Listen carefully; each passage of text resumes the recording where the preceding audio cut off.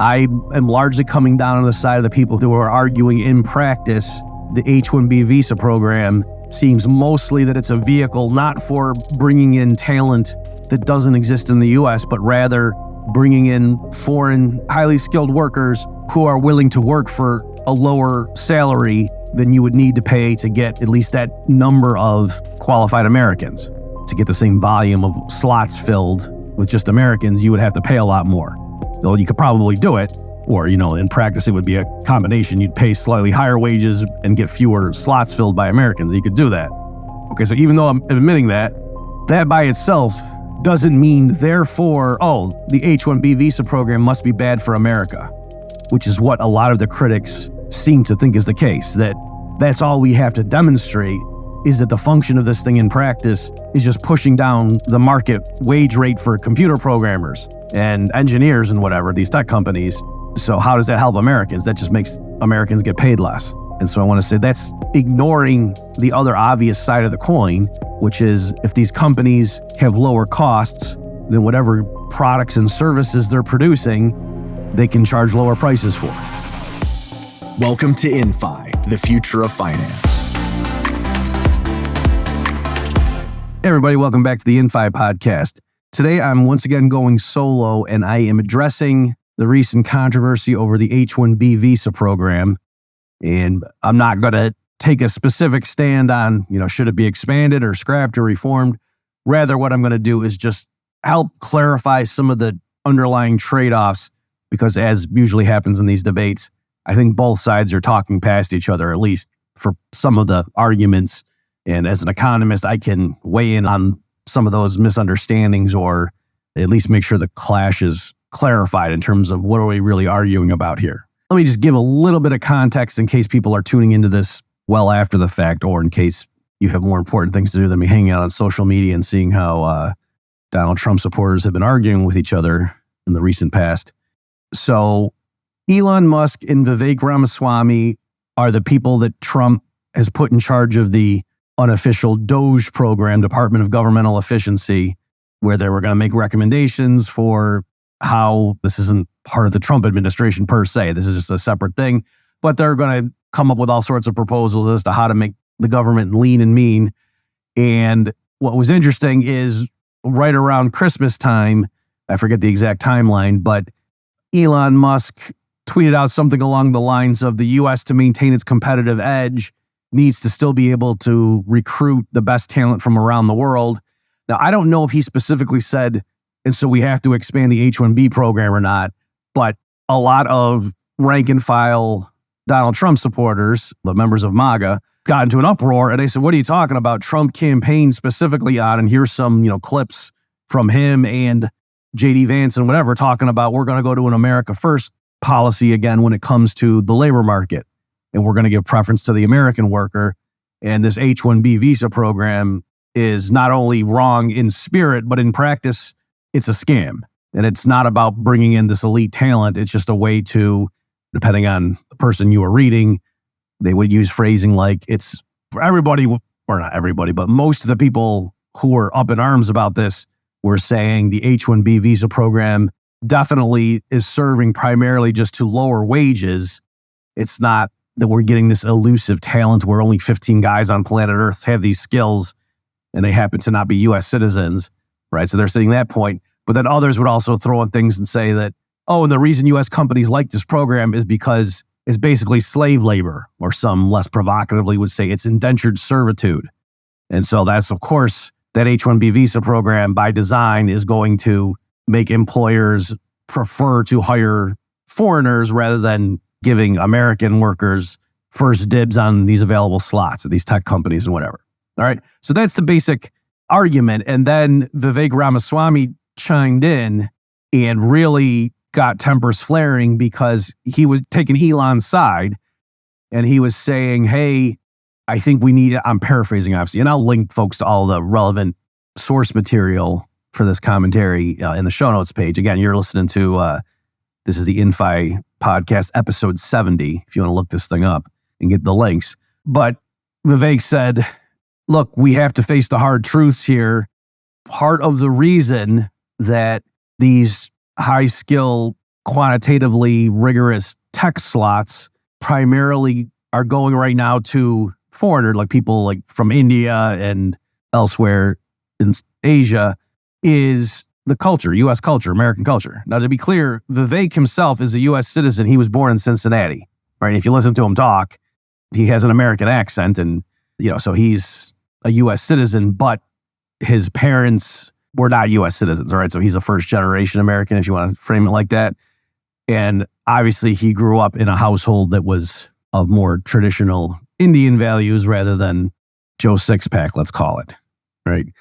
So what Vivek said in this tweet when he was trying to explain, what does America need to do to remain competitive?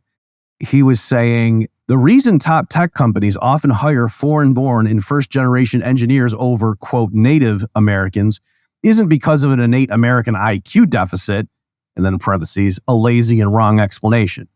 Because to be clear there, he's not right there saying Americans are lazy and wrong. He's saying the issue is it's not that Americans per se have low IQs or something in terms of why is it that top tech companies seem to exhibit this preference and overwhelmingly want to fill tech slots with, like engineering slots with foreign-born or first generation, meaning the children who, they may be U.S. citizens, but their parents came from abroad.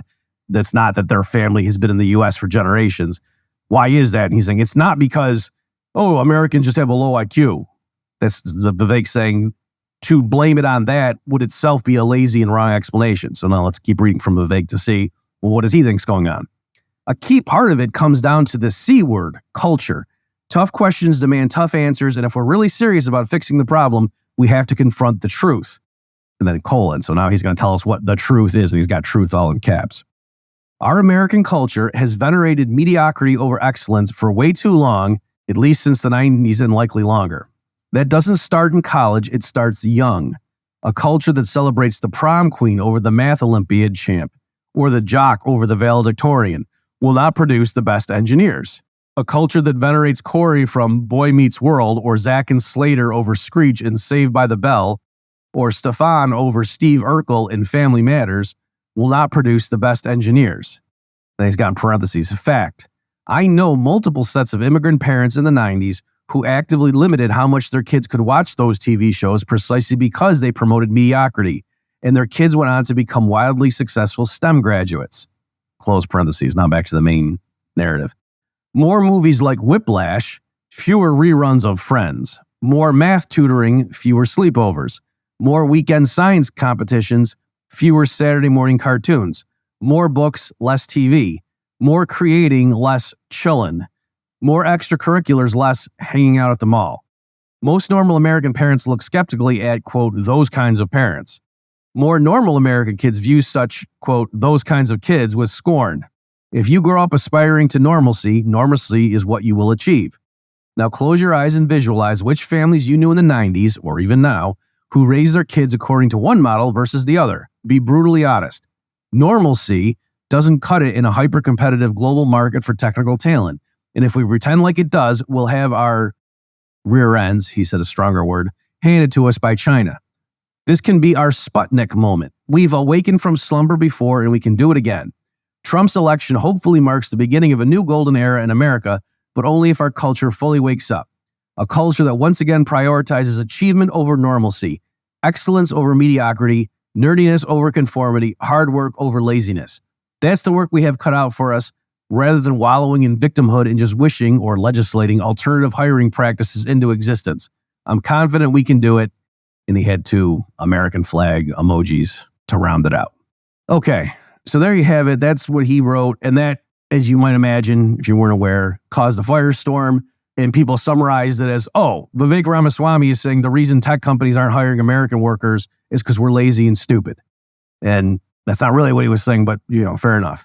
So what I'm going to do now in this episode for the balance of it is just give some facts and to try to use economic analysis to frame the issues, because both sides, I think, are making some valid points in this. And let me say at the outset, like I'll talk about the culture stuff first, then I'll get into the more economic-y things. I agree with the spirit of what Vivek was saying there. And by the way, I should clarify, a lot of people assume that Elon and Vivek were both saying with their posture in this argument, the H-1B visa program's fine. Or if anything, we just got to expand it. Let's have more of the same. And that's not their position. I think they both are on record. Now, is it because of this firestorm? And so they were trying to placate the critics? I don't know. I don't know, has this always been their position for years or not? But they both clarified that, we agree the existing H-1B visa program is being abused and there should be reforms with it. Okay. So, but their point is the solution is not to just close the borders and say the tech companies in the US right now are only allowed to hire Americans. And that is somehow cheating or violating America First principles if we give tech companies the ability to recruit STEM talent from around the world. So that's what Vivek and Elon's position is. And as far as the culture stuff, let me just say one more on this. Again, I understand what Vivek was trying to get across, and I think the spirit of what he said is right. I think it was a bit clumsy in the examples he chose. So for example, Screech from Saved by the Bell, if you're familiar with that show, I don't think he was particularly a paragon of intellectualism. I think he was just mostly annoying. Okay. In other words, he's not so much like a Mr. Spock or a Data from the two Star Trek series as more just like an obnoxious person that, he, in certain episodes, he came across as being intelligent. But I don't think when people say, think of Screech, I don't think the first thing that came to most people's mind is, he was a genius, if somewhat socially awkward. All right. So there's that element. In response to that, a lot of people were saying, okay, Vivek, if Indian culture is so much better than the U.S., then how come all the Indian math whizzes want to come to the U.S. rather than vice versa? How come Americans aren't beating down the doors trying to get Indian companies to hire us and for us to move over there if your culture is so much better than ours? Okay, and so there, I think a deeper picture of what's going on and what is it about the United States and yes, our culture that makes us a better place for businesses to be located has to do with American attitudes towards individualism and more specifically limited government or the respect for private property and entrepreneurship. Okay, so true to say that American culture, especially from the 1980s forward, let's say, does not tell young people the best thing you could be is the valedictorian. Like if you're a high school kid, the thing you really want to be is the valedictorian. That's what will get you the most adulation and praise from your peers and status among them. No, the best thing to do is to be the captain of the football team who takes your team to the state championship and throws 5 touchdowns in the championship game, right? That's going to get you more popularity and adulation, and you're going to have your choice of girlfriends if that's what you do as opposed to being the valedictorian. So I think that's true. And by the way, that doesn't mean that's a bad thing, right? People were pointing out that's not a celebration of mediocrity, right? It's not that the high school stereotype is that we revere the kid that gets cut from the football team or the kid that is a second stringer. No, it's the captain of the football team, right? Like that's the one who's revered. And as Vivek said, it's the prom queen. It's not the girl that gets cut from the cheerleading squad or something, right? So even there, I think Vivek is not quite hitting the mark when he's trying to show that that's examples of Americans celebrating mediocrity. Rather, it's just saying the things that U.S. culture tends to hold up as the dimensions or the criteria by which we're going to judge who is superior and who is mediocre are not ideally suited to promote or to produce the best engineers on planet Earth, right? And I think if push came to shove, a lot of Americans could just say, yeah, you're right. That's true.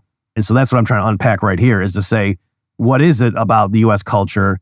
What do we respect is entrepreneurship, right? So in the United States, I think more than in other cultures, somebody who quits their day job, their 9 to 5, working for somebody else, working for the man, and starts their own company and puts in grueling hours and is barely scraping by, maybe borrows money from relatives, but then finally the thing hits and they end up being, they don't even have to be multimillionaires. They can even just be fairly successful. That is held up as laudable, right? That's very praiseworthy in U.S. culture. To work for yourself is a feather in your cap, to be your own boss. All right. And I think that that's not true in other cultures as much. And certainly, and this is, economists have tried to explain why did the West grow rich, right? It's not like technology. Like the Chinese made a bunch of technical discoveries earlier than the Europeans did. And so when you try to understand why is it that basically Europe kind of took over the world in the 1800s and early 1900s and China didn't, it's not because, the Europeans had science or something, right? That's not really the right explanation.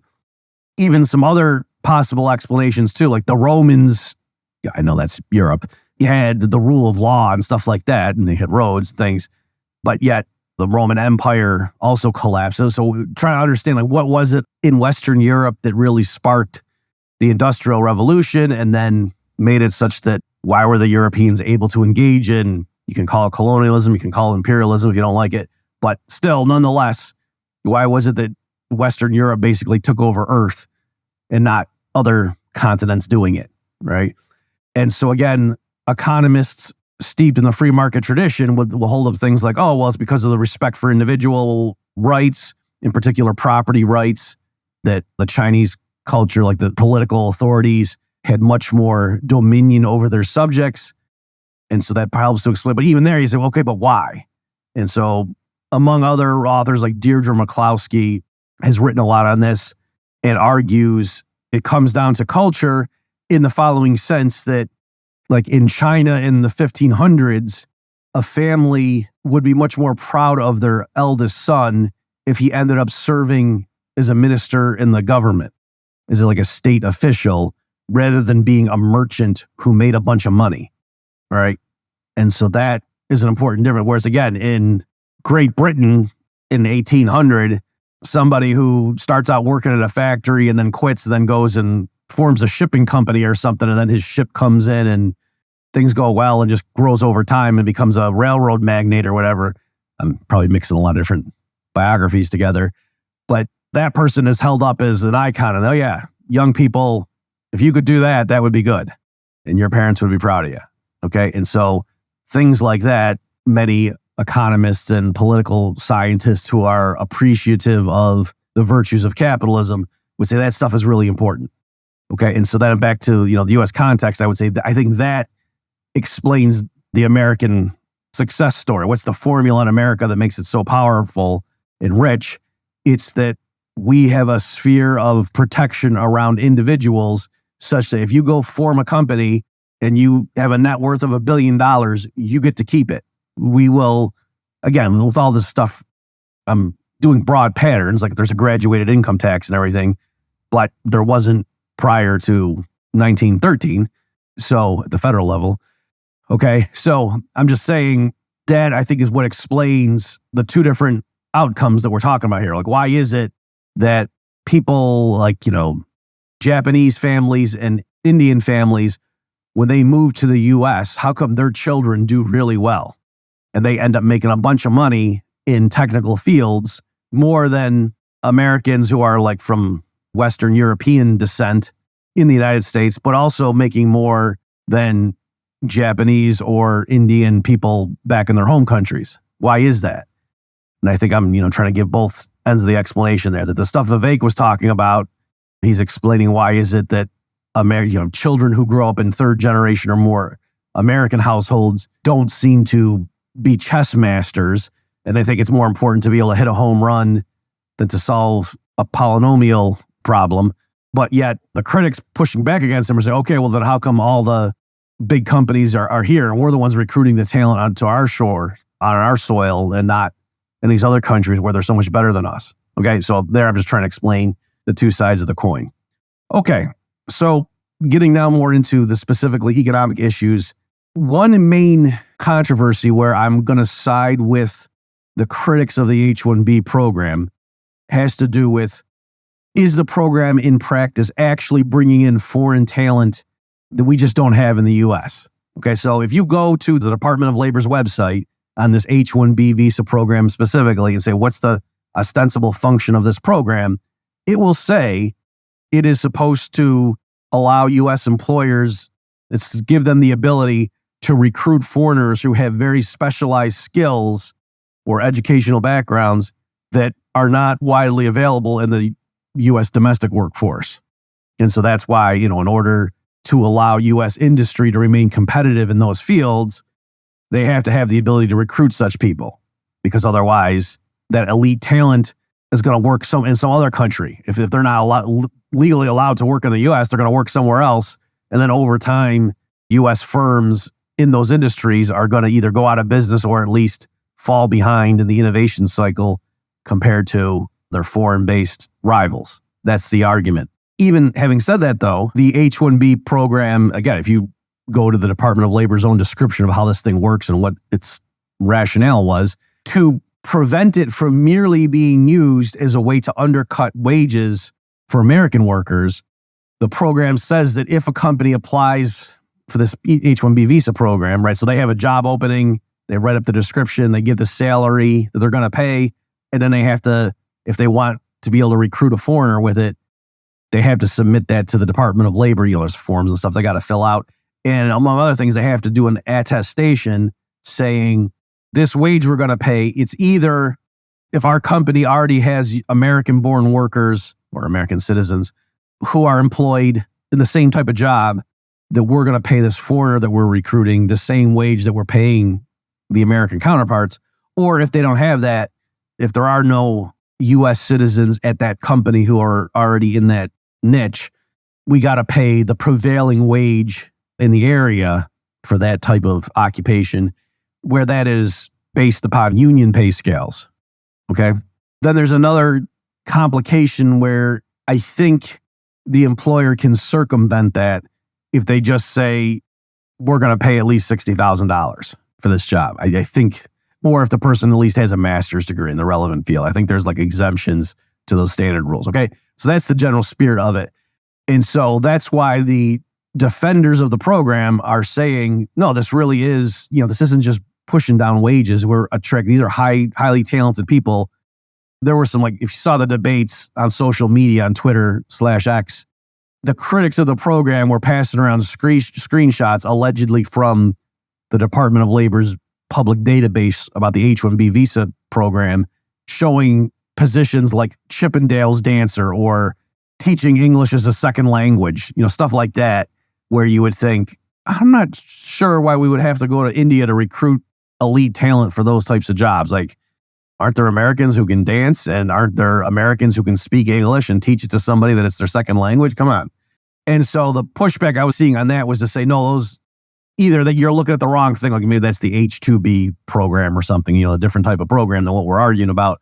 Or, yeah, maybe the potential employer got confused and maybe they really did send in that application to the H-1B portal, but just because it's in the database there as an application doesn't mean it got approved. Okay, so take that for what it's worth. But in case you saw some of that stuff and think I'm being naive, I think some of those screenshots that were making the rounds and going viral were not actual H-1B visa positions. Okay, so to give you some actual numbers here, and again, folks, we'll put a link to this stuff in the show notes page. But one guy went into the database and he was aware of that distinction I just brought up, that he wasn't merely looking at applications. He was looking at ones that had been approved or certified, whatever the terminology is, that yes, the Department of Labor signed off on this and it's a valid H-1B application. And he broke it up, the distribution of it out by salary levels. And so the data he was looking at, he said the mean salary was $120,000. And then in terms of the distributions, only 17% of these applications had a salary below $75,000. And then between $75,000 and $100K were 21% of the whole pot. Between 100 and 120, well, here, I'll just do between 100 and 150K was another 37%. And then 150K and above was 25%. Okay, so again, and that actually, to take it even further, 2.5% of the applications were 250K or above. Okay, so I think that component right there does bolster the argument from the people that are saying, in absolute terms, these are high-paying jobs. Okay, so this isn't, we're bringing in guys, in other words, the debate here is different from the debate about letting in migrant workers from Central America who are going to pick fruit or who are going to be maids in hotels. And that clearly, they're going to earn wages that are lower than what a lot of Americans would be willing to work for. And then, you can have an argument about that. So here, if there's Americans who just can't find a good job, to know that there's Indian computer programmers being paid $125,000 a year, that by itself is not such a powerful objection, right? That there's somebody who's really struggling, presumably would be willing to work for $110,000 as a computer programmer, right? So that's one element. Before I forget, let me just give another clarification in terms of the scope of this program.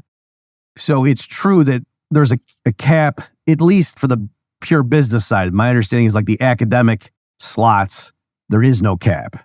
Okay. But in terms of like private business industry being able to use this program, there's an annual cap of 85,000 visas that are issued under the H-1B program. But keep in mind, those, once you get that, it's not a 1-year thing, right? That it gives you time. And so I think the more to understand the impact on the economy and just like how big of a deal is this thing in the grand scheme, a more relevant figure, the latest data that I saw, I think it was for 2022 numbers. I think it was a 2023 analysis based on the prior year, was about a stock of 600,000 employees. Okay, so that 85,000 is just the flow of new applications, but there's also renewals for previously approved ones. Okay, so if you want to say at any given moment, snapshot in time, how many foreign workers are in private industry in the U.S. under the H-1B visa program, a closer number is like 600,000, not just the 85,000. So, have that clarification in mind as well. Okay, so there's that element. Now, let me throw another curveball at you that even though, as I just showed you, the absolute pay of these workers is high, it's actually, I've seen studies arguing that it's lower than what the industry standards are for these relevant occupations. Okay, so there's an EPI, I think that stands for Economic Policy Institute, study on this that, again, I'll link to, where they were showing that even though, strictly speaking, if you just look at the plain language prima facie of how the program works, you're supposed to be paying the industry standard. Nonetheless, in practice, and I don't know exactly why this is, and the way the EPI study is explaining it, I think I'm being fair to their own author's words, is they're basically saying, yeah, the DOL, the Department of Labor, is letting this happen and we don't know why. Like, they're not explaining why. Okay, so take that for what it's worth. But the EPI authors, they went and looked at the data, and for the top companies who use this H-1B program, they are looking at the occupations and the salaries that these companies are paying, which is publicly available information based because they're, in the H-1B database.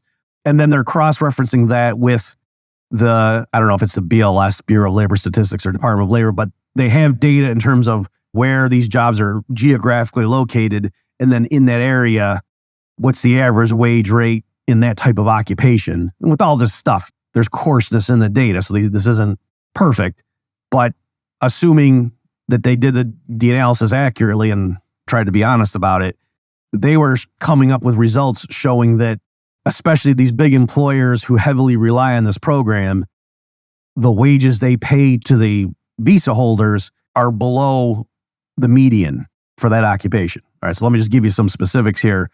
So for one thing, there's a heavy concentration of that roughly 600,000 people that are here on the H-1B program.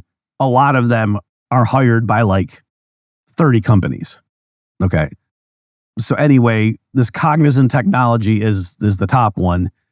And so looking at the distribution, again, according to this EPI study, only 29% of their H-1B visa holders were getting paid roughly around the median for that occupation in their region. And a mere 10% were being paid at the 67th percentile, right? So being paid 17 percentage points above the median pay. In contrast, 57% of their visa holders were being paid at the 34th percentile, right? So 16, 17-ish percent below the median pay. And another 3% were being paid merely at the 17th percentile. So when I say the percentiles there, I'm saying relative to the median wage, right? So the 50th percentile would mean dead center in the distribution for that occupation. What does the median person in that geographical area get paid?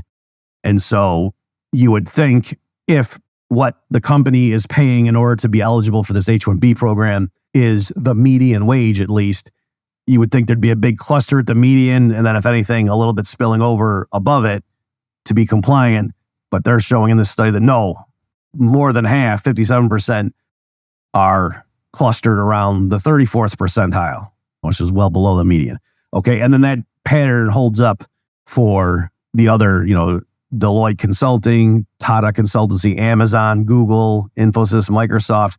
I'm going down the list of those are the top in terms of number of employees in the H-1B program. That doesn't necessarily mean it's a percentage of their workforce, right? Because some of these are really big companies. They have a lot of employees. But in terms of who are the biggest users of the H-1B program, it's these companies.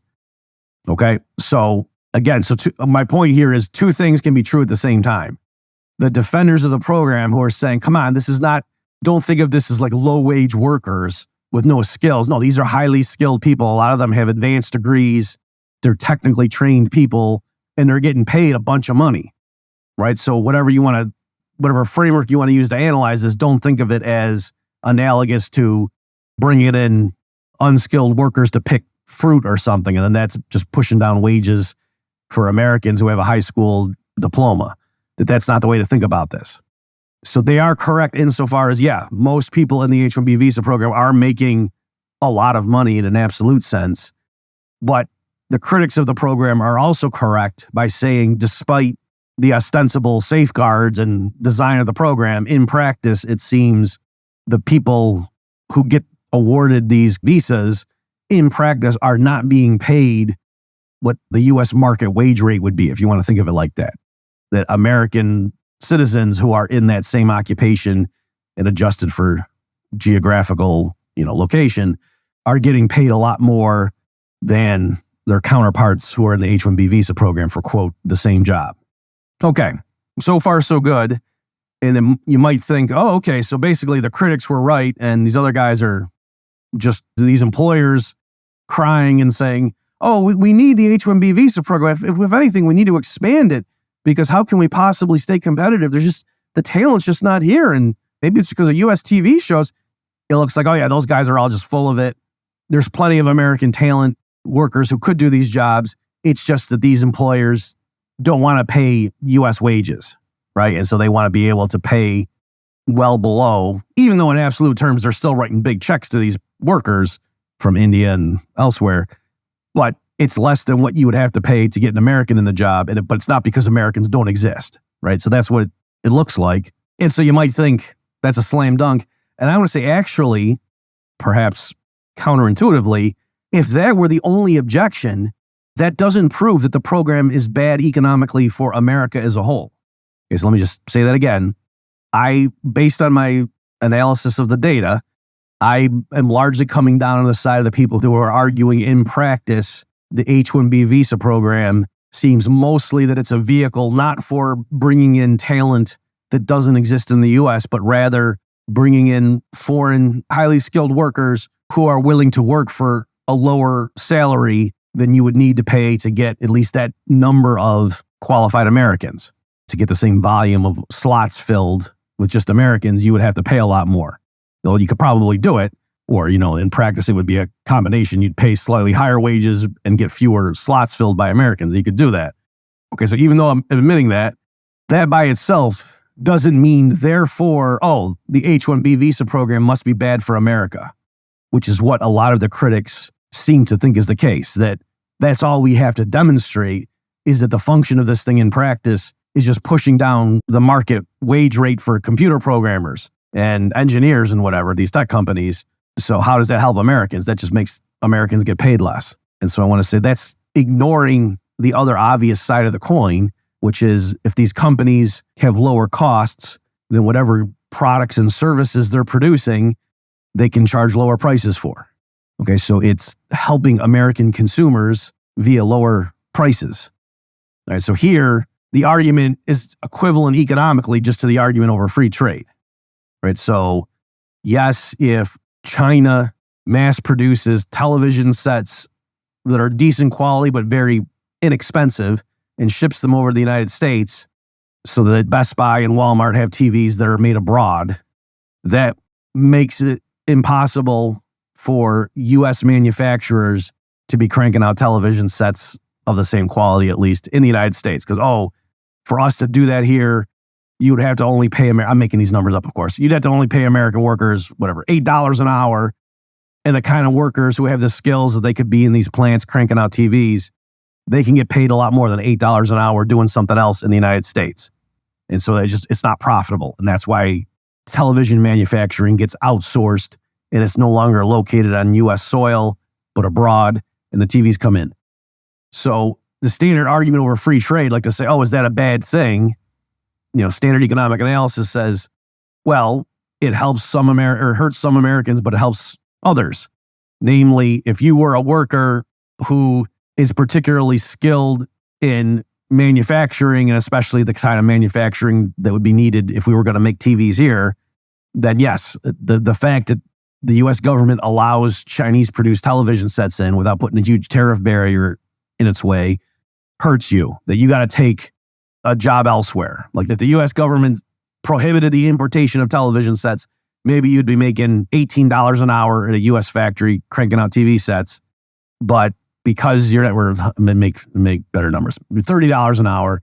But because we have lower tariff barriers and the TVs come in, that business is unsustainable because they have to pay you a low amount. You could just go work and get $20 an hour somewhere else, doing something else, right? Not making TVs. So that's hurting you, the fact that we allow these, quote, cheap TVs to flood U.S. markets. But on the other hand, that means now TVs of a given quality are available at Best Buy and Walmart at a much lower price. So it reduces the nominal or the money wage rate of certain Americans who are particularly well suited to make TVs if we had to make them domestically. But it helps all the buyers of TVs. Okay? So it's not that allowing a flood of cheap TVs makes America poorer. No, there's some benefit and there's some loss. And in general, these things, the gains to the winners outweigh the losses to the losers. I'm not going to right now get into why that is, but that's standard analysis. So that's why economists in general have a presumption in favor of free trade. Okay. And so again, if you're just focusing on the pure economic factors, that's why allowing U.S. firms the option of hiring foreign workers who provide a given quality of labor services at a lower price, that has different impacts on different Americans.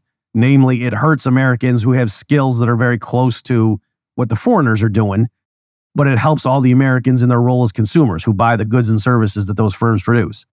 And again, here too, in general, the gains to the winners are going to outweigh the losses to the losers. So if you're just doing a pure economic analysis, right? Like if they bring in a bunch of brain surgeons from abroad, that's going to hurt U.S. brain surgeons, like people who went to medical school and have all the experience and have a lot of surgeries under their belt.